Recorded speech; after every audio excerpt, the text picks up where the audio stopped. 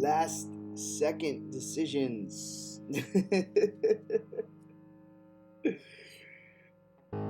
Pray to Jeebus or whoever else you believe in that this is functional.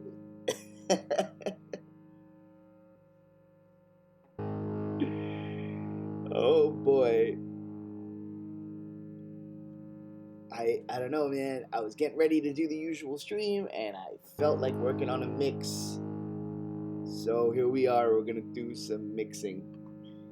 This is your ambient intro. I haven't done a stream from this Mac computer in a very long time. CPU is freaking out. I'm seeing dropped frames. I'm seeing all kind of nice things. It's alright. It doesn't really matter for what this is. We're not playing a video game. I think we'll be fine. I don't have my OBS. I mean, I don't have my my Stream Deck.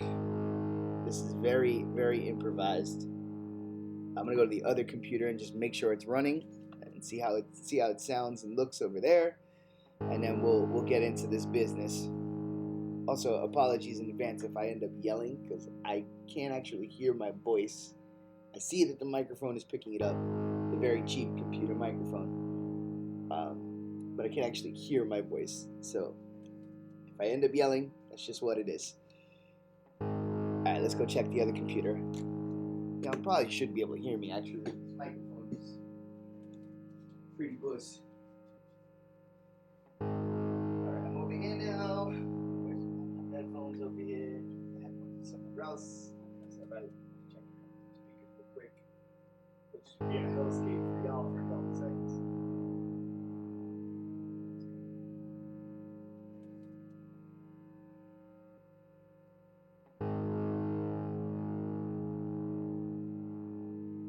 Yeah, there it is. Okay, we're live. Let's do it. Alright.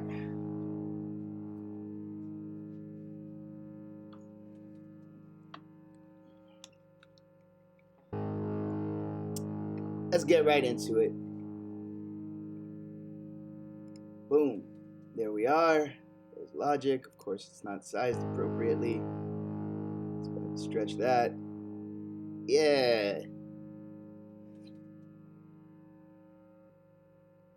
Cool.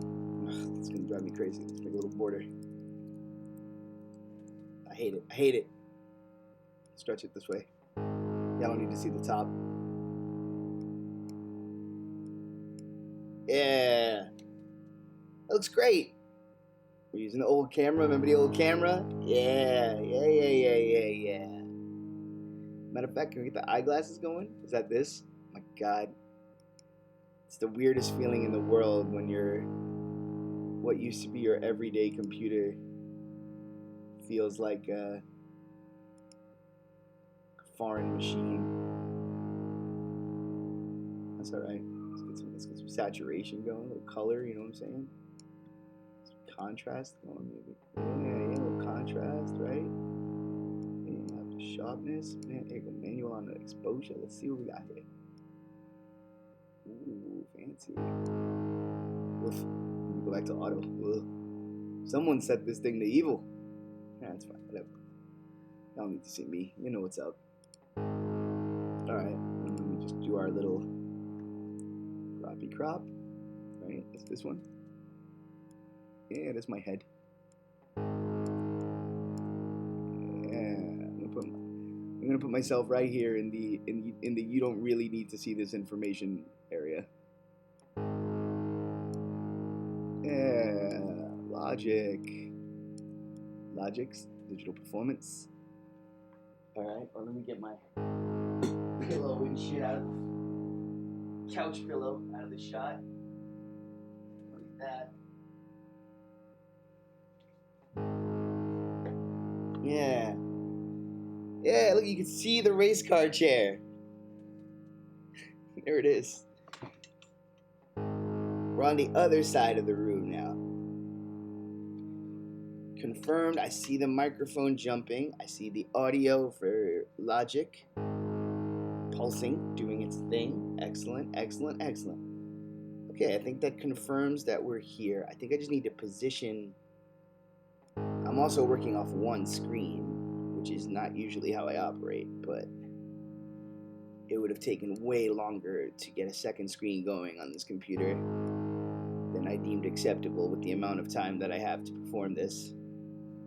Alright, so we're here. Everything's groovy.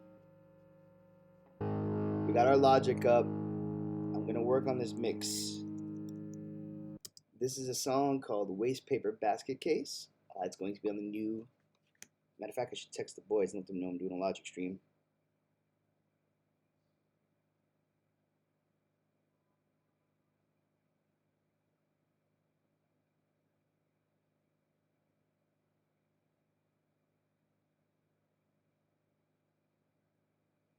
Doing and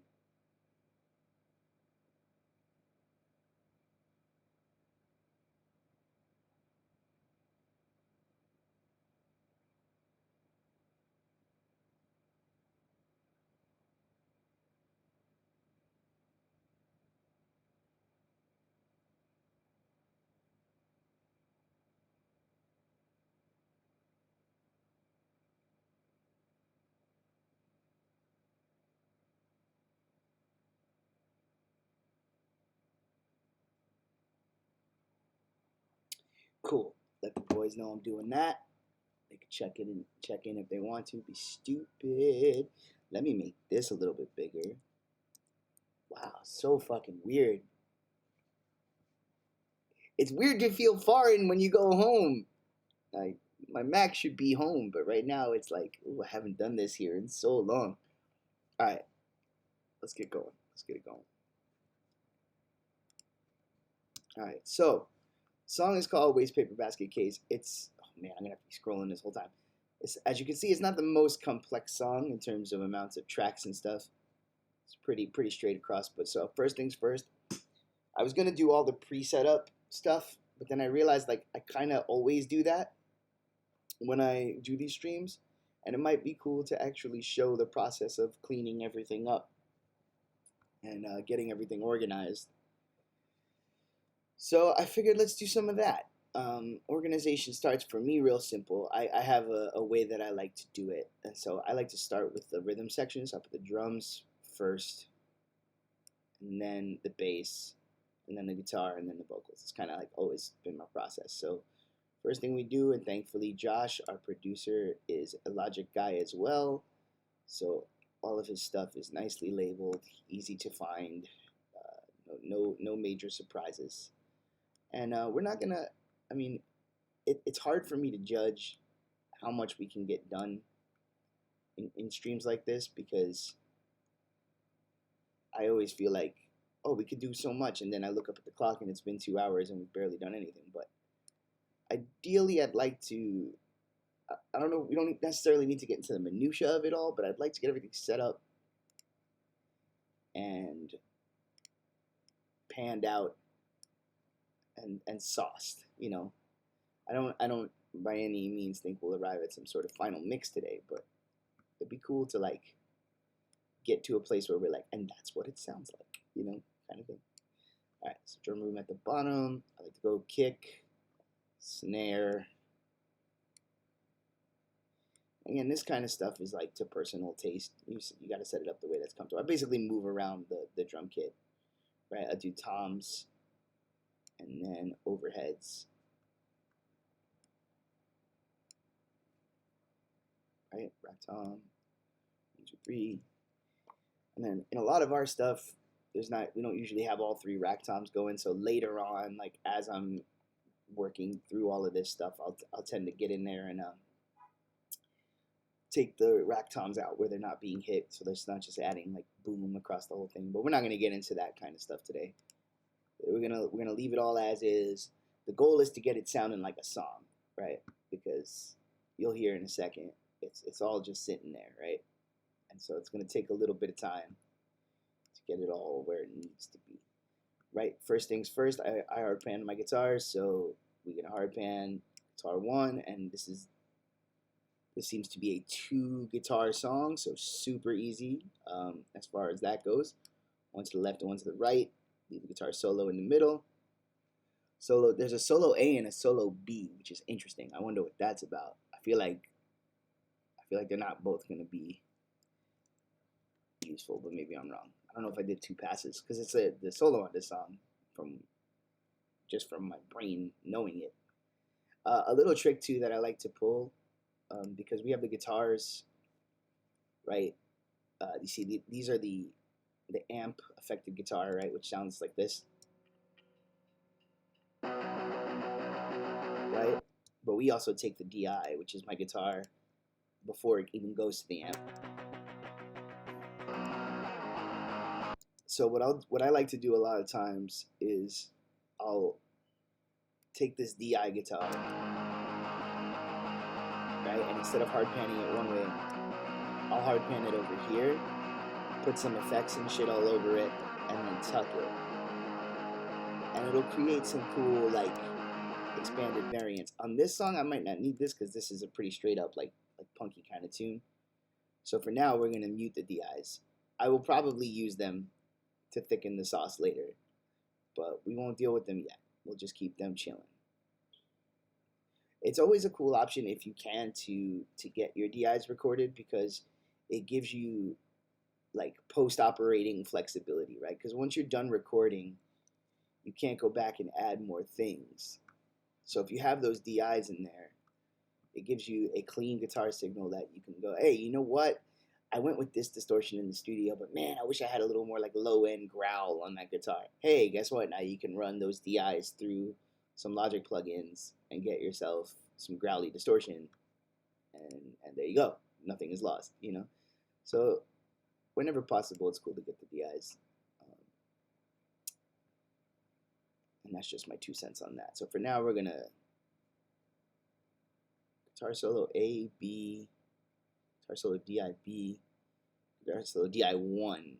Okay, so that's B, so I'm going to assume this is A, and it's just a little bit mislabeled. That's fine. Why can't you add things after? Because the recording environment, right? Like we were recording in a studio. If I tried to, say, punch in my guitar, I could add something here that was brand new, but I couldn't mess with the stuff we already put down. You know what I'm saying? If I wanted to add like an extra guitar from over here, I could, but I like to avoid doing that whenever possible, also because the recording environment is different. So the room's going to sound different. It's going to use different mics, and if you're not careful with how you approach that, it can be noticeable to the point of not vibing together. So mostly what you capture on the day is what you're going to use. So having the DI gives you flexibility, at least to, like, even if you do add stuff later from a different location, which can be done, and I've done many times. It's not, it's not unheard of stuff. You can't go back and work on top of, like, you can't change the stuff that you recorded in the studio. You know what I mean? Like, I couldn't do an insert to a part that I already recorded. It would sound completely different. So by having the DI, you at least have a clean signal of what you did that day that you can then mess with if you change your mind on something. I want a different sound, or oh man, this part would sound great with fucking chorus effect on it, and you didn't do the chorus in the studio. Well, if you have the DI, you can do that. You can mess with it, and, add effects and stuff. So it's just added layers of protection for your own curiosity later on.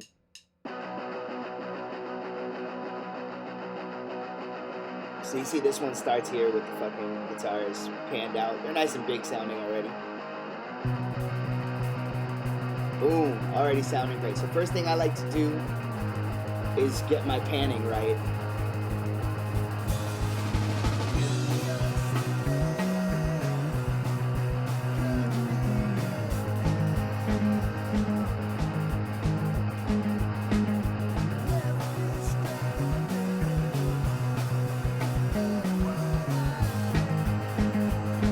Again, there's not too much to do on this, right? So we have this drum room mic. So here we go. Well, let's start with the drums. Let's talk about the drums. So here we go. Just solo out the drums, right? So you got the drum kit. That's cool. You got lots of room bleed there. You can hear. all that woof woof woof is from the, if I take out the toms, see what I'm saying? So we're getting a lot of air and stuff from the toms because they're reverberating from him hitting all the other drums. And they're not really getting much use in the song, so a lot of this stuff will end up getting taken out later. Then we also have this drum room mic, right? So if I take everything else away, that's just the mic recording the whole drum room. So what I like to do with this right here, I like to start here first, and I like to get in here and throw a stereo spreader on it.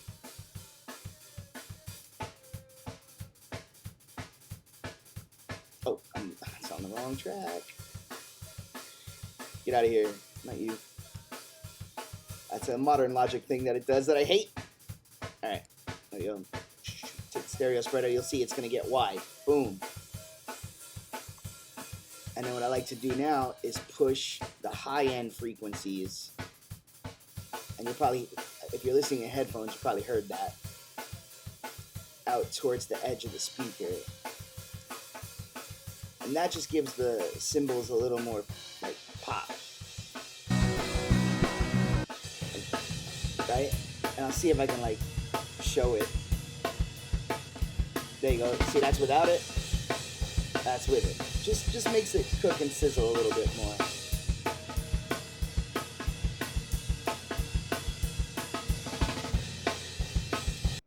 Okay, so there you go. That's the bare bones start on the drums.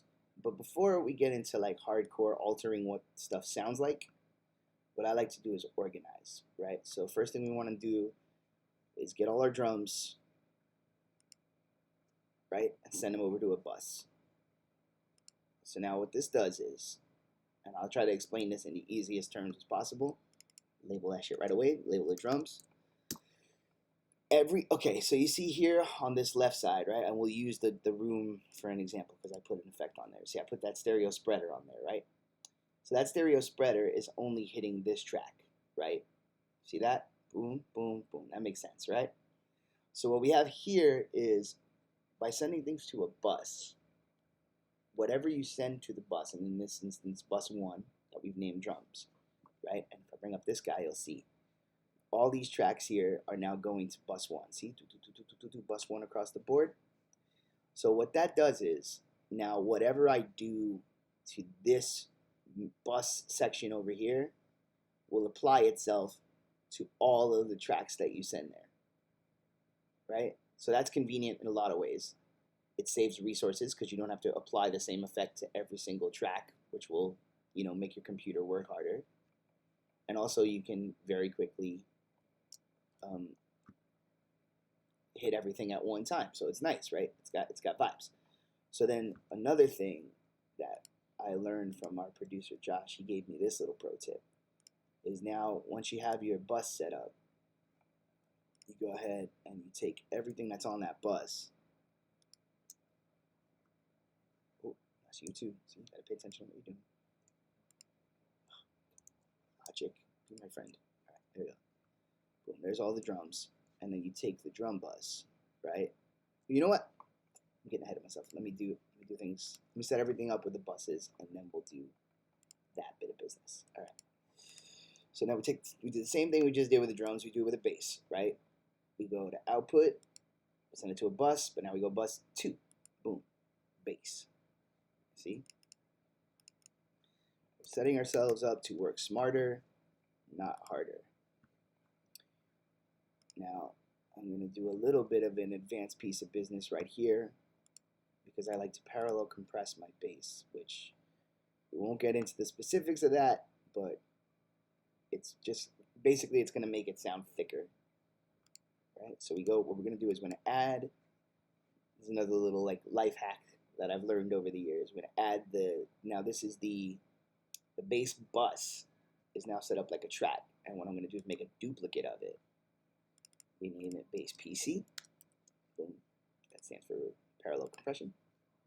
And then we're going to throw a big bad compressor on here.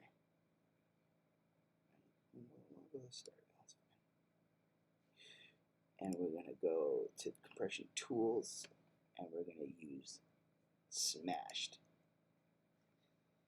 Now, you're going to hear a lot of talk about presets because over the years, I have fluctuated back and forth a lot about my feelings on presets.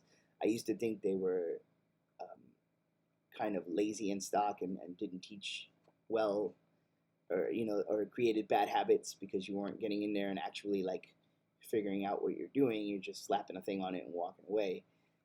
Over the years, I have softened on that a lot because for me, when I kind of got away from that kind of thinking, I realized presets can be an incredible teaching tool if you're willing to hit a preset, look at where the knobs are, listen to the audio, and kind of, because I'm a person that likes to teach myself things. I've never been big on instruction.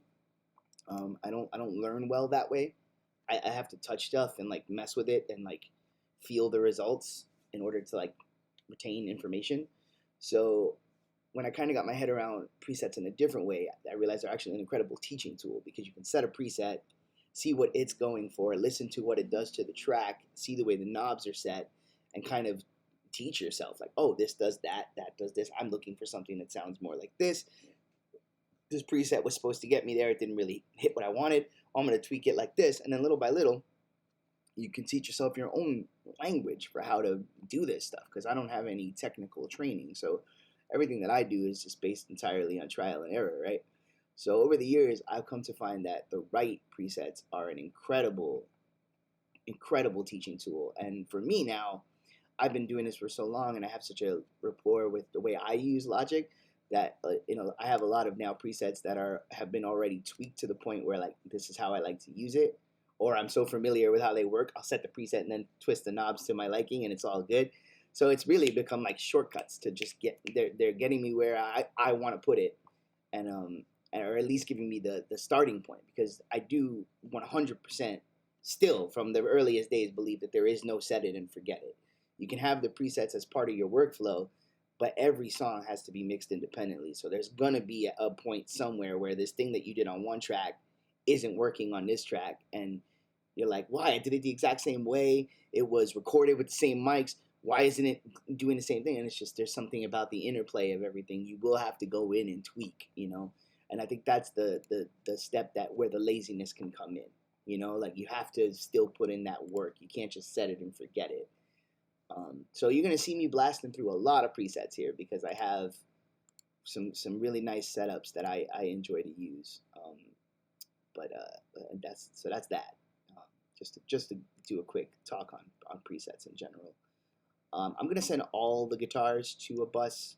Sometimes I send the solos to their own bus, but I think this is a pretty straight up punk rock tune, so I'm not that worried about it.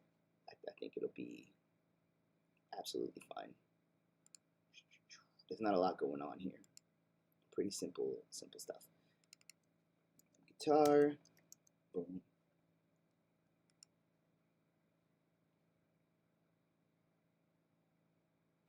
I can relate to that. Guitar Rig really worked for me that way. Nice. A good result, and you can navigate closer to what you want quicker. I wish they would give us Logic on iPhone. The new one for iPad, sadly, is subscription-based. Sorry to hear that, man. Logic is my fave for MIDI work. I love Logic. I've been a Logic guy for a long time. I know Pro Tools is the industry standard, but I've always preferred Logic. That's where I'm comfortable. I feel like it's a lot more user friendly. I dig it. I've been a Logic guy for many years. Although I will say, I miss Logic 9. Logic Pro or Logic 10 or whatever the fuck it's been called. It's not. They made some changes that are nice, but they've also made a lot of changes that I don't love. But it's what I'm running, so we work with it.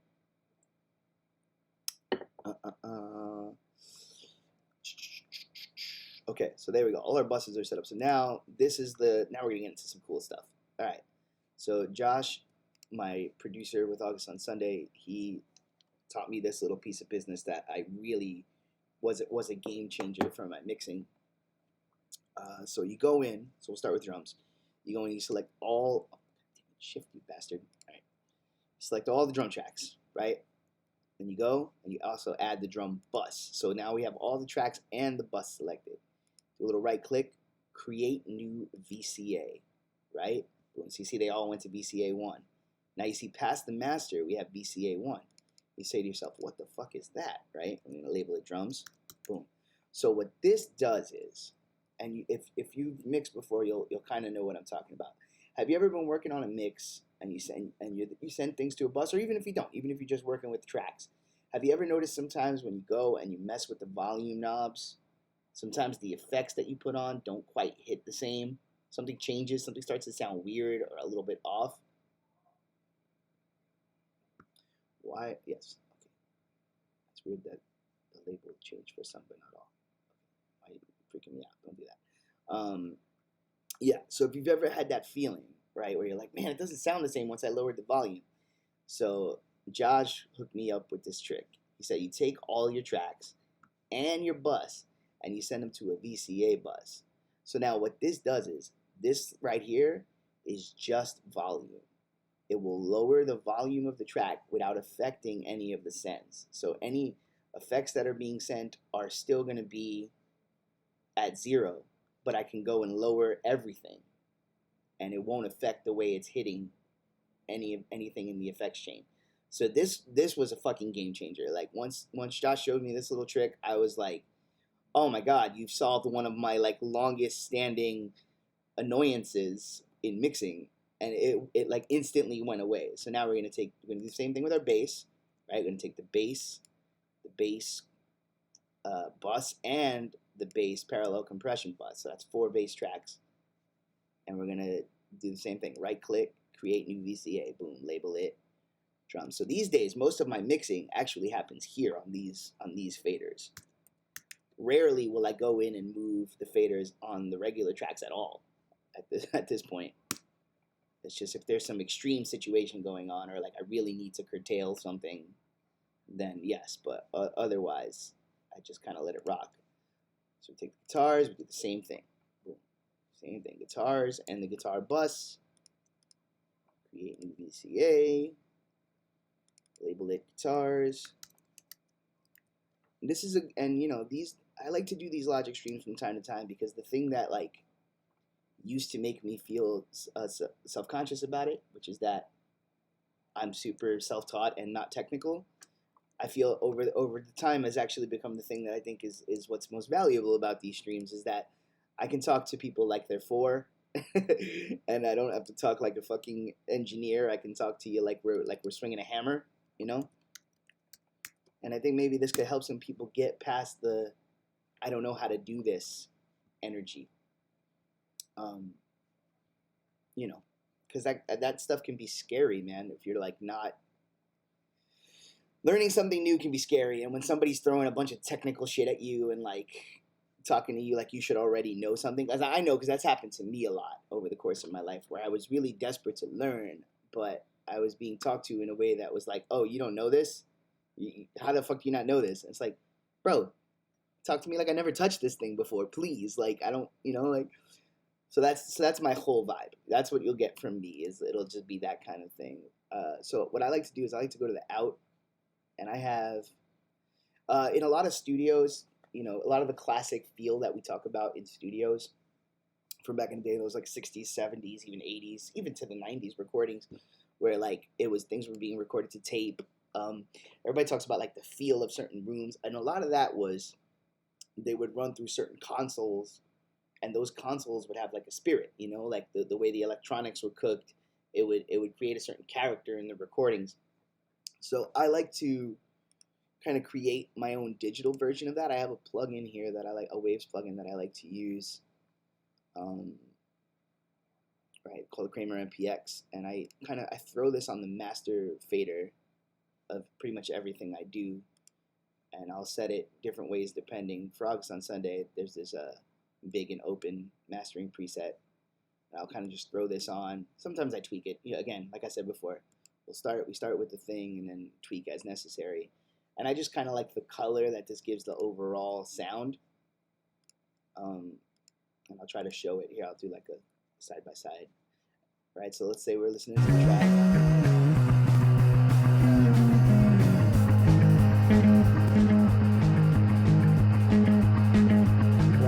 So I don't know if that's perceptible to just the ears that you guys are having hearing this through a stream, but it just kind of glues everything together in a way that I really like. So here it is without. And here it is with.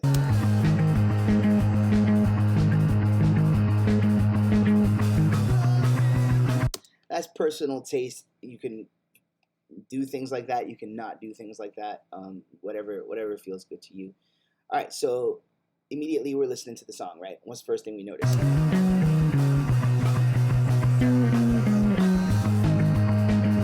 Bass is cooking pretty good. Vocals sound a lot further away than everything else, right? So let's get the vocal. Yeah, so let's get the vocal sounding like something we want to hear, right? So for me, this is pretty easy. And again, I'm gonna fly through this a little bit because I've EQ'd my voice a lot. I've done these things a lot, right? So let's solo it out. This way you guys can hear me talk. One day we'll make peace and finally start to break bread. Cool. Rock and roll vocal sounds pretty good, right? So let's talk. We're gonna start philosophically about how I like to EQ, and the caveat of there is no 100% right or wrong way to do anything. It's a lot of this is preference and taste and what you think sounds good. You know, there are some technical things. You watch your masters to make sure you're not fucking peeking out all over the place because you want people to be able to hear this and not destroy their speakers. So, you know, there are some technical things, but right now we're talking mostly about taste. So what I like to do, I believe in the power of subtractive EQing, which is to say I think it's more valuable to take out the frequencies that you don't want than to boost the frequencies that you'd like.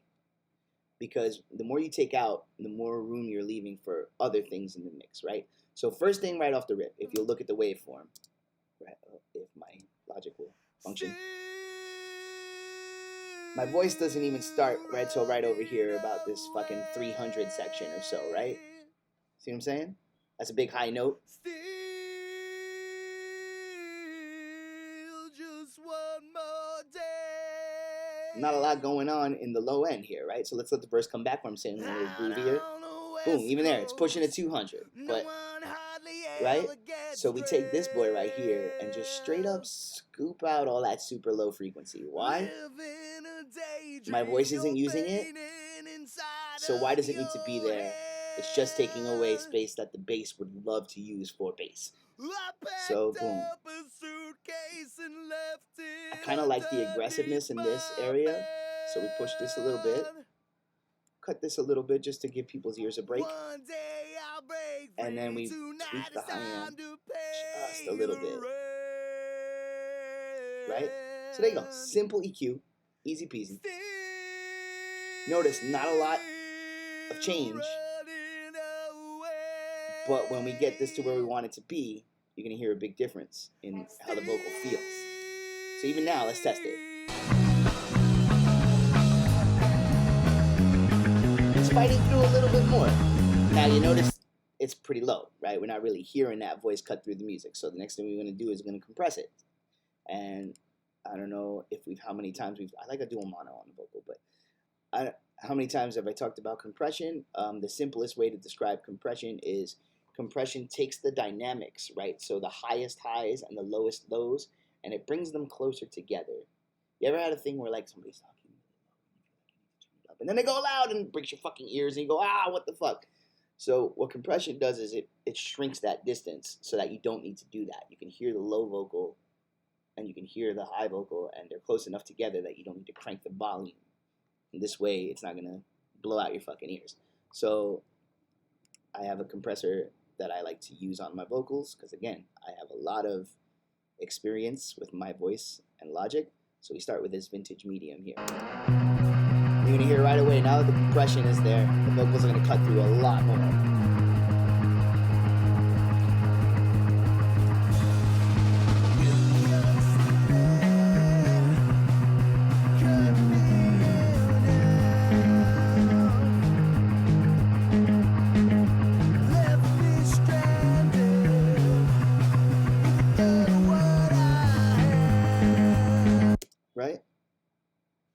So we did some tweaking there. We tweaked the threshold and we threw a little soft distortion on it.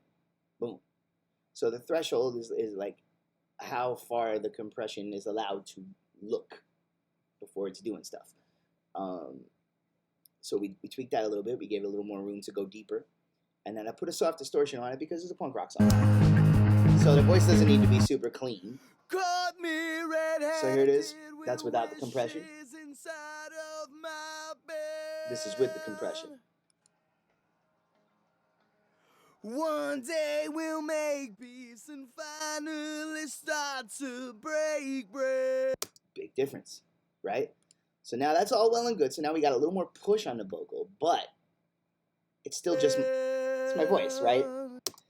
It's rock and roll though. We got to give it a little something. So now we go to what I like to call the flavor. And again, for me, I have a flavor that I like. So we go right to it, right? The Eddie Kramer. Big Eddie Kramer, right? So again, we'll start with it off. New York City. Now we'll throw it up. Cut me in half. Left me stranded with a third of what I had.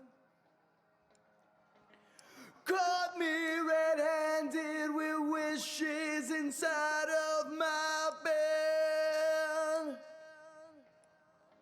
Let's get a little delay going. One day we'll make peace and finally start to break bread. Still running away. Nice.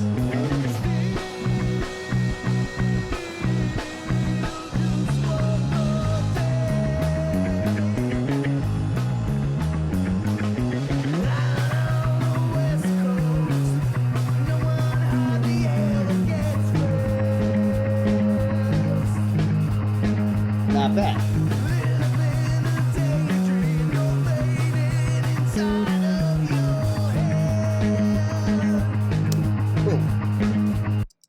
Now later, I might want to go and do a more dedicated reverb or something, you know, depending. That's, again, a song-by-song basis. But again, if we just listen to the vocal, isolate it out, I packed up a suitcase, turn off all the shit I just did. There's my voice, right? Now we bring in the EQ, one day I'll break free. The compressor, time to pay the rent. And the sauce.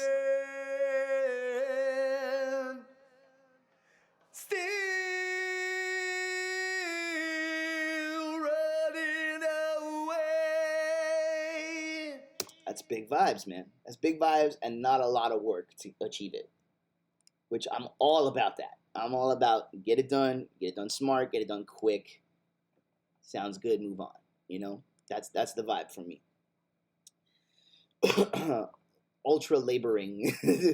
Like my number one piece of advice that I would give people when they're like trying to really get into mixing is really don't mix for more than 2 hours at a time. Even if your goal is to spend your entire day mixing,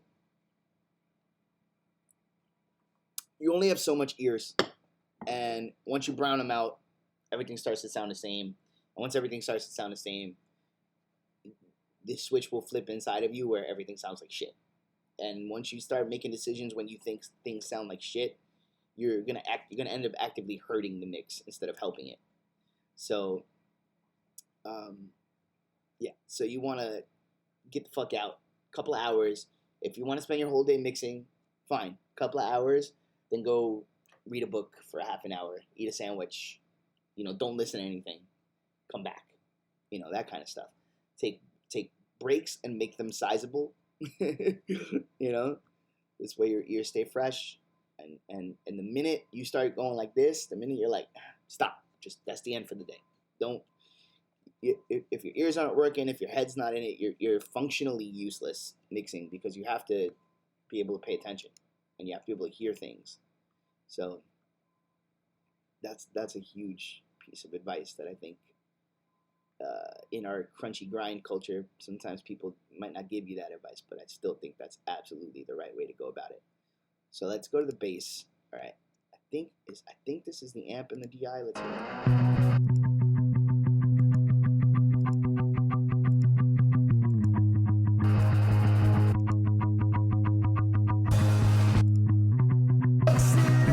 Sounds fucking good. All right, so what we're gonna do is we're gonna go to the bass send, and I like to get the EQ. I'm gonna EQ them both at the same time because I think I'm gonna leave them both in because it sounds nice and thick. So give me the bass. Hey, get out of here.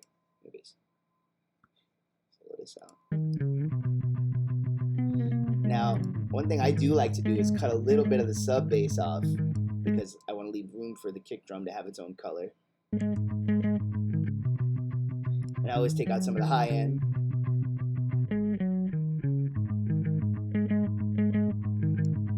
So the vocal has room to rock on the highest high end.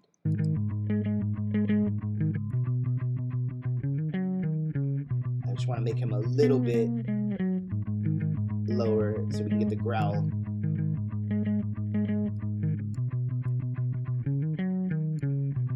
But it's really sounding so good, I don't want to mess with it too much. And then I like to throw this R bass on here as well.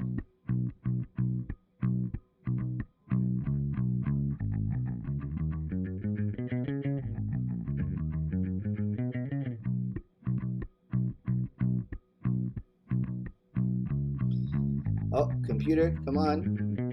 You can do it. I believe in you.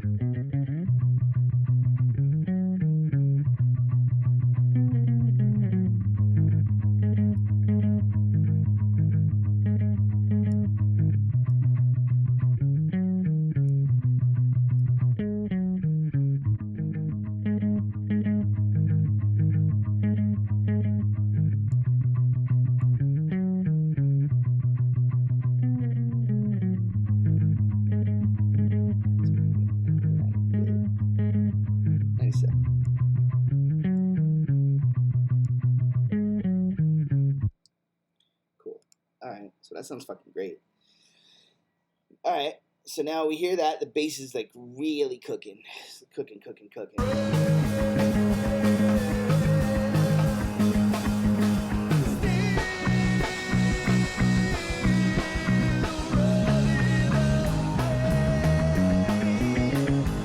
Sounds fucking great. Alright, so now let's get the guitars.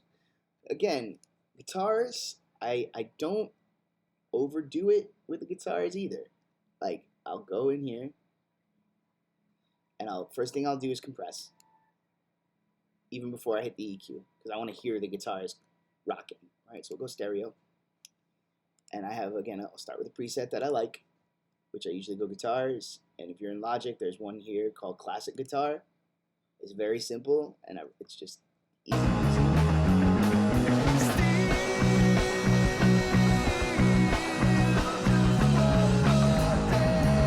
It's a great starting point. They immediately cook and cut through and sound awesome. What I'm going to do is I'm going to listen to these guitars.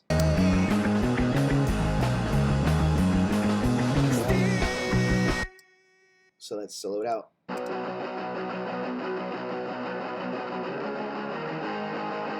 Same thing. Cut out all that low end that we literally don't need.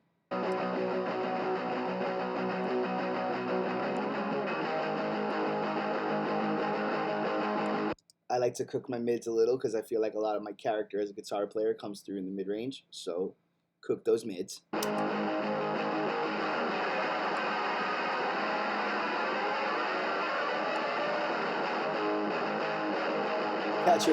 That's my guitar solo on this song. Trashy.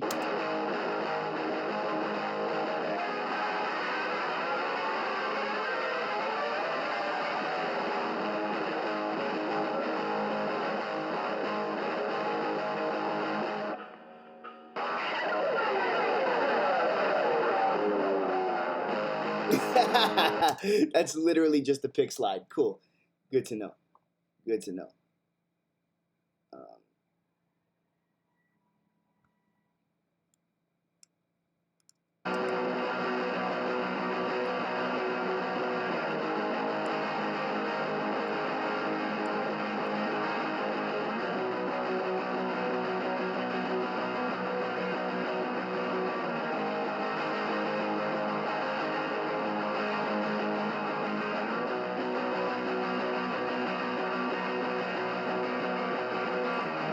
gonna cook that. I'm gonna cook that trashy high end a little bit because I think it sounds cool. That this is like a taste moment because I'm like, man, it sounds good taking out a little of that high and keeping it a little warmer, but there's something about that trashiness, right? And as long as it's not messing with the vocal or the snare later, I think we'll keep that. Boom. All right. So now we hit this.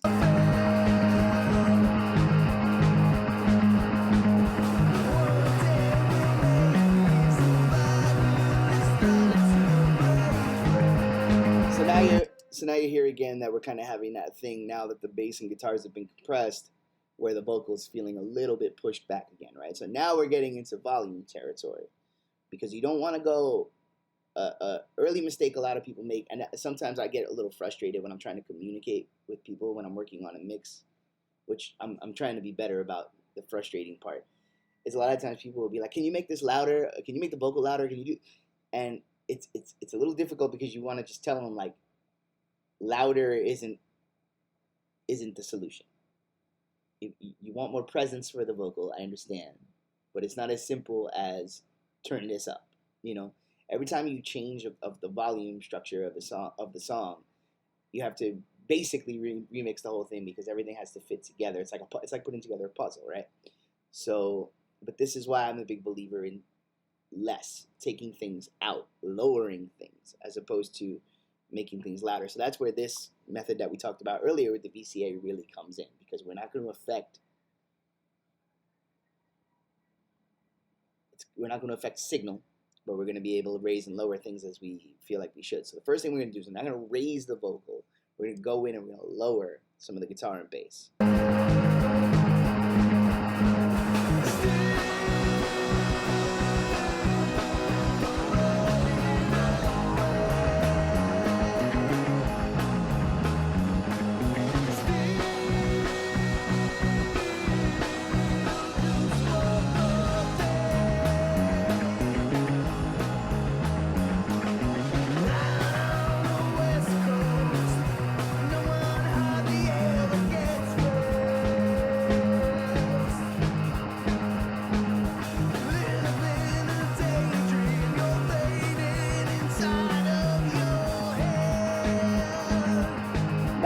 Now it's sounding like a rock song.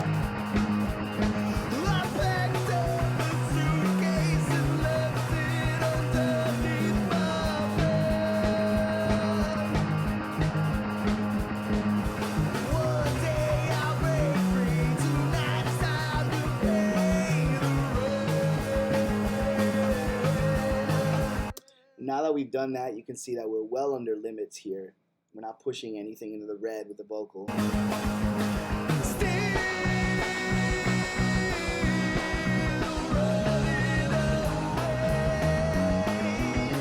So we can give it a little volume love. Now we can do that.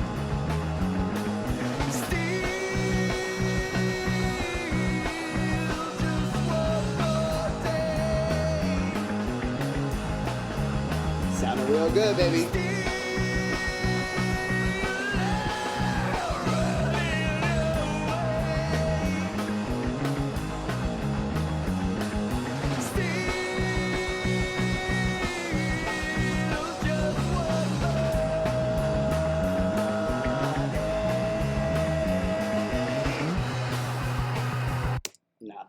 Not bad at all. Yo, what up, Yid? We out here carrying a lunch pail, doing a Logic lunch pail stream, you know, letting people know how to do it. So as you see now, right, what are we, 49 minutes into this thing, and then you look over at our work, that's not a tremendous amount of stuff that's gone down. Oh, thanks, Kabuki. It's going to be on the new EP, coming relatively soon.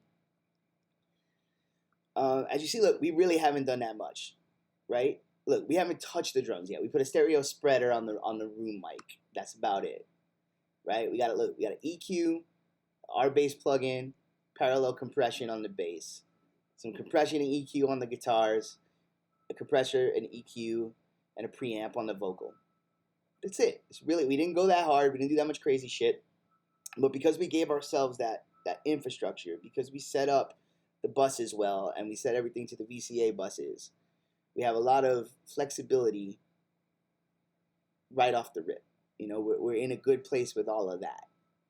And so it makes it easier to work on your mix when the foundation of the track is strong. Like you have it, it's all there, it's ready to work for you. You're not fighting against it, you know?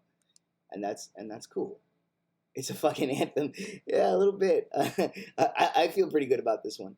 So what we're gonna do now then is for the drums, right? I'm not gonna go like super crazy with the drums because, admittedly, a lot of what will end up being the drum mix is collaborative because you want your drummer to be happy with what he hears. So basically, I'll set it up the way I feel good about it, but then I'll send it to him, and he'll usually have an immediate tweak or two. Be like, I'm not feeling the kick enough, or can we get something else on that snare? Like, and then I'll have to go in and adjust. So I don't, especially in the first pass, I don't obsess about the drums too much. As long as they're sturdy, then we're good.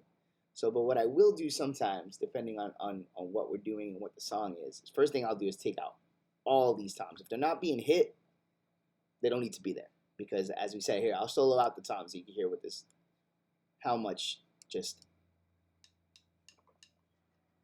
hum and big boom is coming off these toms. And that's just the mics recording the toms reverberating from the drums that he's hitting.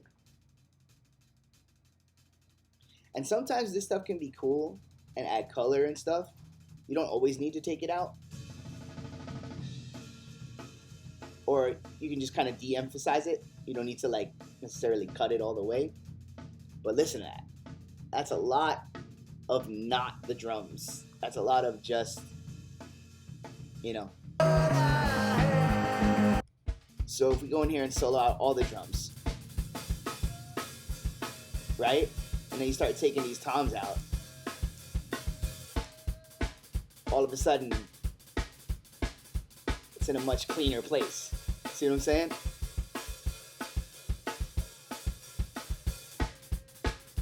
So that's shit you want to think about.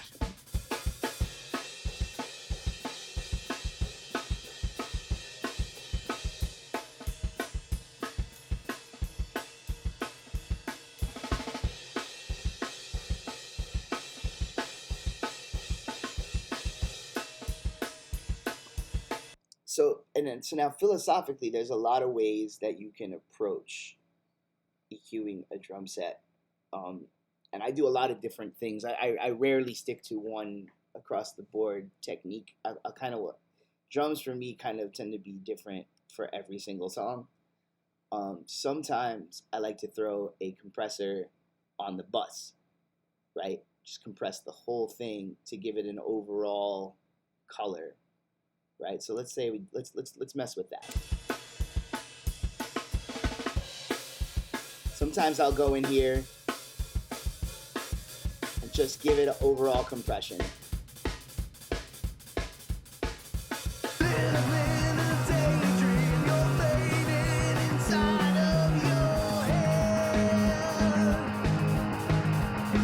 Sometimes that's cool. Sometimes that's not cool. It varies from song to song, but for right now, we're gonna leave that there, and we're gonna work off of that. So first thing we're gonna do is get the kick going, right? Boom.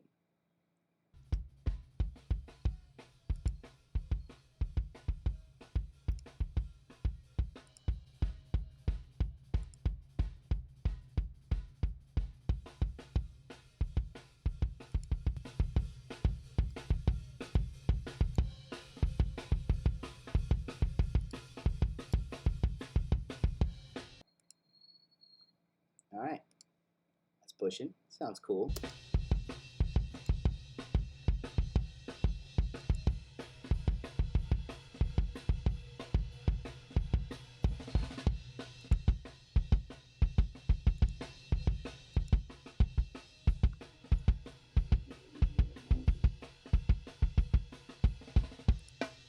Put the snare in there.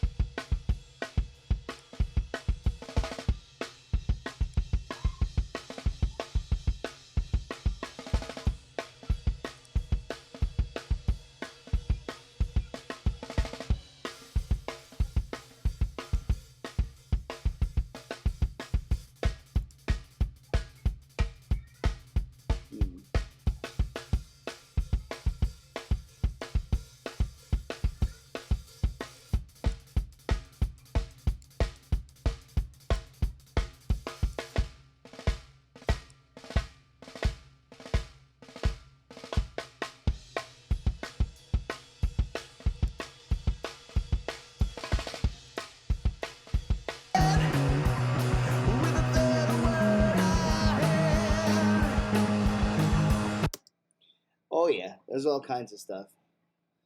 And I mean, that's why you have to be willing to take your time with the EQing process, because you wanna make everything sound clean and fucking, groovy, but you also like, you can go too far and you can take the soul out of a recording by trying to like eliminate every piece of what's not that drum. You know what I mean? Like, it's okay. Bleed is fine. A lot of your favorite records ever made have tons of bleed all over them, and it's okay. It's part of the soul of a recording. You don't need to squash all that shit out.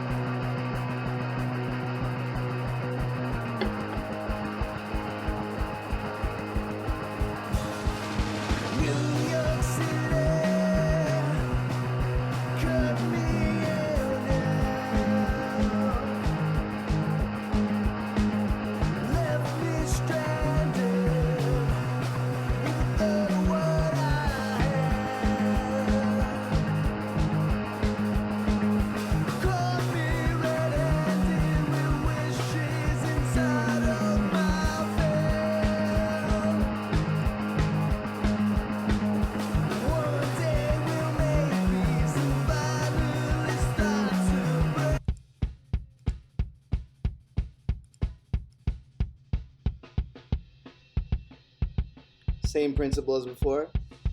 Just cutting out some of that high that we don't need on the kick drum. Not too much, because you don't want to do that. But just enough to kind of cut off some of that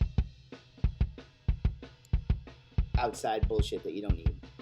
And again, I'm not going to worry too hard about how much to fuck with the drums, because again, my drummer is going to have a big say in what it sounds like, right? So, same thing here now. We go with sub kick. Take out a whole bunch of that high, because this is the sub kick, right? We want that.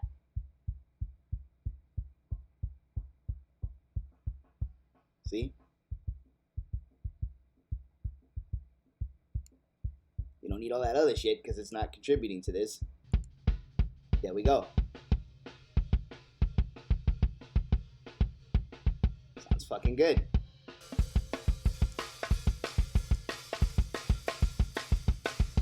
It's almost like a magic trick. By subtracting, you're making other things stronger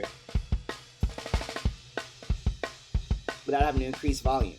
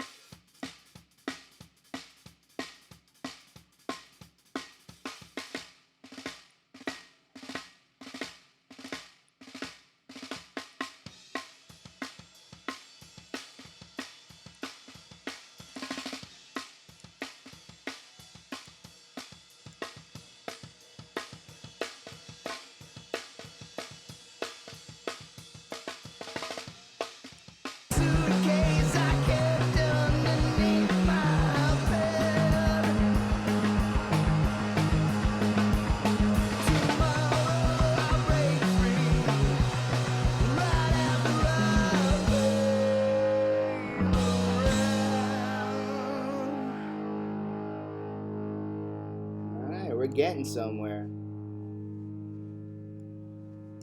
Bring back them rack toms.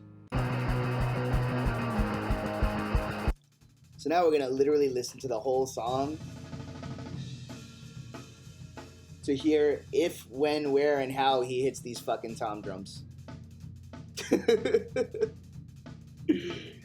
if he doesn't hit the toms at all, well, now we can probably just lower the shit out of these volumes and leave them there for a little bit of color.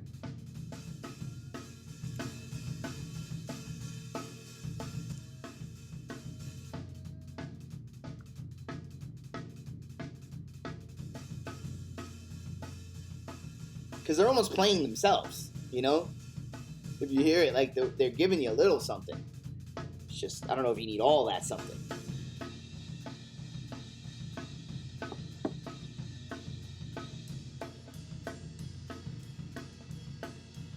Sure does sound like he's not going to hit him even one time, right?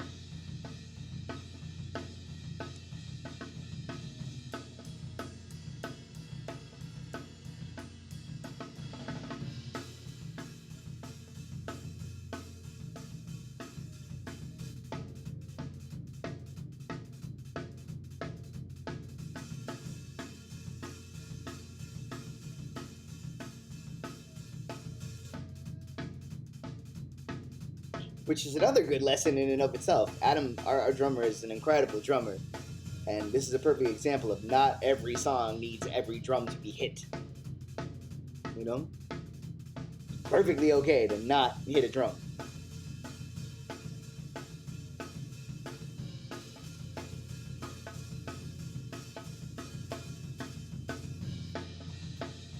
And I actually like the little bit of the color that these mics are giving the snare drum. So I'm gonna like take this floor tom down by a decent chunk, right? Let's try to get them all hanging out in that area, which I'm doing that with my eyeball.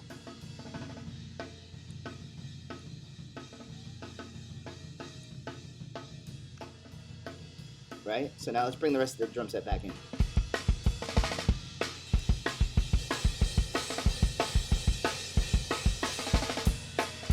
Let's EQ the room.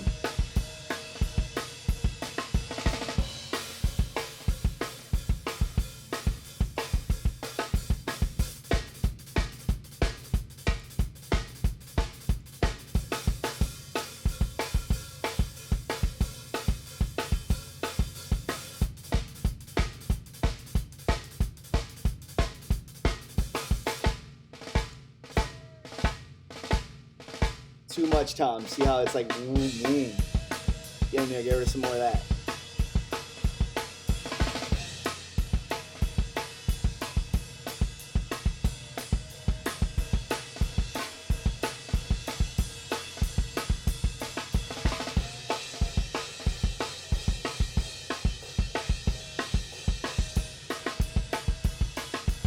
Not bad.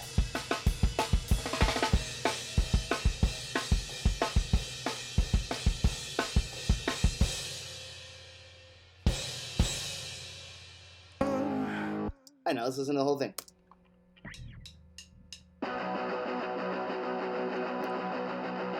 Also, and I should have said this 1,000 times, save a lot.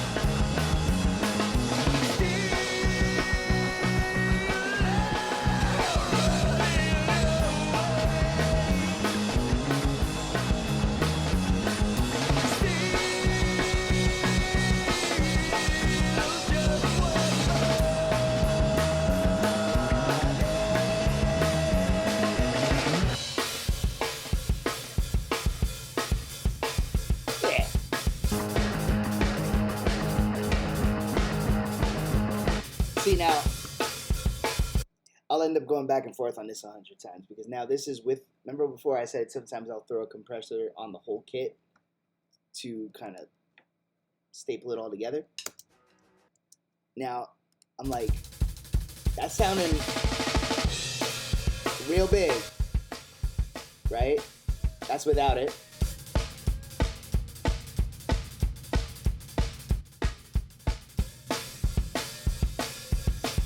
I'll have to have my come to Jesus moment with whether or not I think I'm cooking the cymbals too much. But right now we're gonna leave it on because it sounds big, it sounds good. You know? Am I cooking the cymbals too much? We'll find out. But for right now, we're gonna leave it on.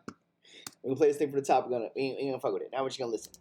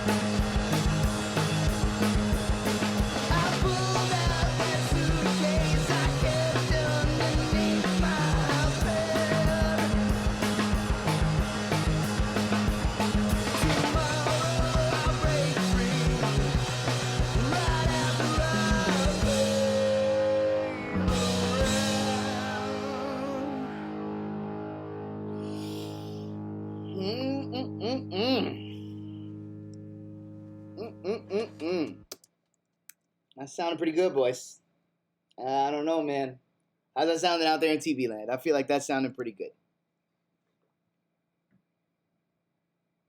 It's an earworm. Ah, that's the best compliment you could give, really. Mm. If it's getting stuck in your head, then that means it's good. Um, yeah, and again, I tend to not over labor, right? Like this sounds good to my ears. So what I'll do next is I'll bounce this down and send it to the guys. Get their feedback on it before I go any further. Because if I like it here, undoubtedly someone else in the band is going to hate something about it. So if I like it right here, let's get their input and then start to tweak it so everybody likes it. Because that's the thing. It's like the unless you're going to be the type of artist where you make all of the decisions and no one else has any input, uh, there's an element of democracy, right? You have to achieve a mix that everybody in the band is happy with. Um, so, and it would be presumptuous of me to think that like the mix that I came up with in 1 hour is perfect and can't be improved in any way. Sometimes that could be the case. Sometimes it could be like, hey, that's it, it's done, But like, and certainly when I'm doing my solo records, you get a lot more of that. But that's why my solo records sound the way they do, a lot more tossed off, a lot less labored on, because it's more about like on those records, I'm into capturing the spontaneity of the moment, and if I'm hype on it and I'm feeling good about it, I want to put it out that way. Even if later I listen to it and go, I could have cooked that a little more. I could have, you know what I mean? So it's interesting. It's a different dynamic when you're working with the band because, like I said, everybody has to feel good about the way it's coming together. Luckily, we've been at this so long. Like I mean, how much work did I do on Rob's bass there? Like maybe 3 physical minutes of time. I am so familiar with his bass and what he likes and how we've gone about business that like it's very easy for me to get it into a place where it's going to be cooking. His bass and my guitar, that's not that hard. Most of the work will come into the drums and the vocals because, like I said, the drums kind of have to be a unique case in every song, and then the vocals is always how did I sing? Where's the range on my voice? What's going on? Da da da. Is Rob also singing? Do we have harmonies? Those kind of things take more time, getting everything in the right place.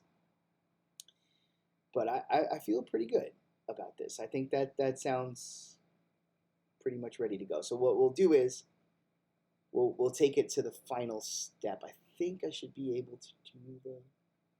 I could bounce it into a track. Trying to think about the logistics of playing the bounce because what I like to do is bounce the file out and then you got to listen to it because sometimes for whatever reason when you bounce it down and it all glues together sometimes it hits a little different than what you heard in the Logic situation. So let's do that. I think I could just add it as an audio source probably. So let's do that. We'll bounce it out.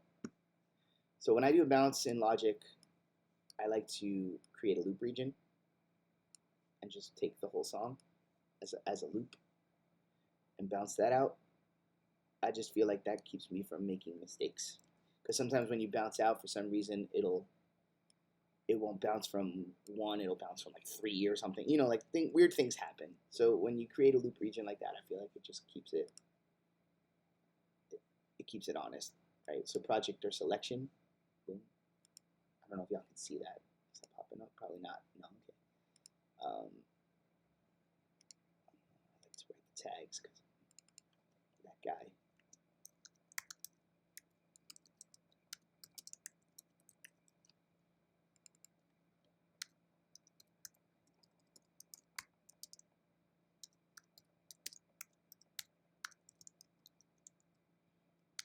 Cool. All right, bounce it out right to the desktop.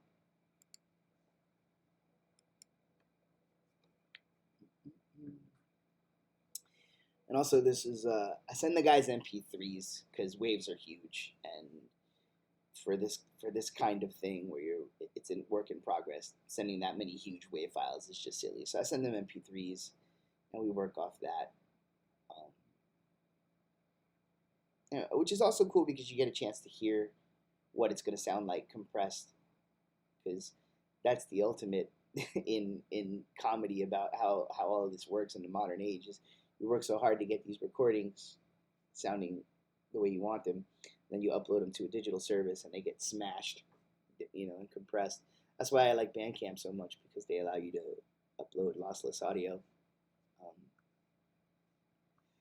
But that's neither here nor there. So we don't. Oh, don't minimize your dummy. Keep it up. All right, here. Okay. I do need to go to the desktop. Right. If I add it as an audio source, we should be able to hear it all together. Well, let me see if it just plays. Make sure to save. Absolutely. Save. ABS. Always be saving. Remember your abs. Always be saving. Where is it? Piece of paper basket case. Let me just see if I hit it.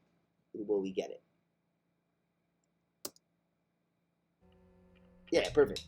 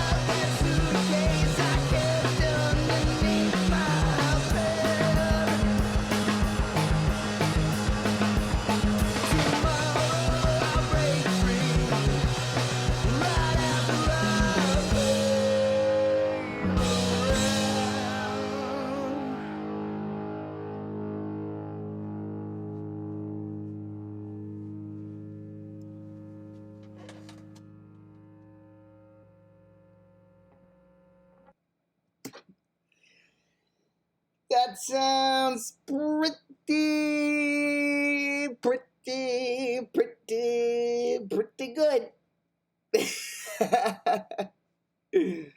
All right, now we send it to the boys, and that's the stream.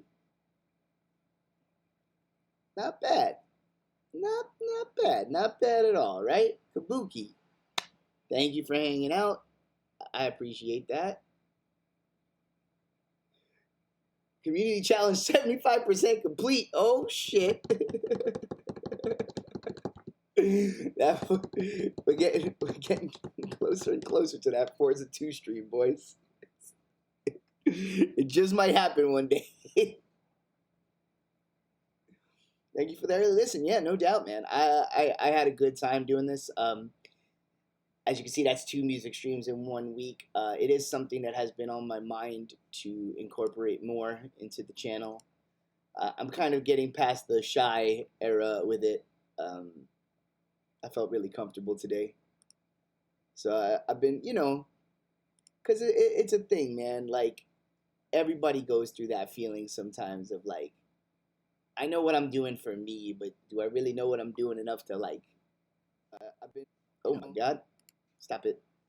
I know what I'm doing for me, but do I know what I'm doing enough to put it out there to like, the last thing you'd want to do is train people to have terrible habits, But sometimes you gotta just say fuck it and do the thing because the thing is worth doing. Do the thing because the thing is worth doing.